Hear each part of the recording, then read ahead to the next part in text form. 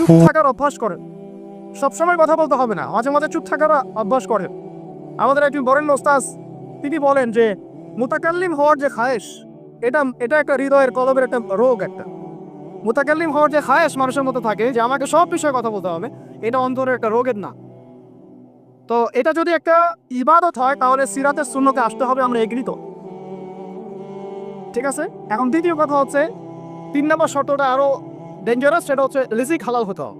রিজিক, এই জায়গায় সবাই একটু ফিকির করেন, দেখেন একটু আপনারা আপনাদের রিজিকগুলোকে দেখেন যে কতজন রিজিক 100% হালাল আছে।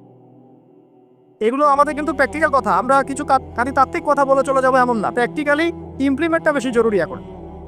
আমি খুবই স্বপ্ন দেখছি, আমরা সবাই স্বপ্ন দেখছি যে আপনাদেরকে দিয়ে হবে ইনশাআল্লাহ। কারণ এই জেনারেশন করে দেখিয়েছে, এবং তারা আমাদেরকে দেখিয়েছে কোন ভাষায় কথা বললে কাজ হয়। এতদিন তো আমরা বলে আসতাম, তো এই ভাষার কথা বললে আপনারা আমাদেরকে অনেক ত্যাগ দিতেন। ঠিক আছে, দেখেন জালেম জুলুম করলো, মাজলুম দাঁড়ায় গেল। এই তো, জালেম জুলুম করলো, মাজলুম দাঁড়ায় গেল প্রতিবাদের জন্য, প্রতিবাদের ভাষায়।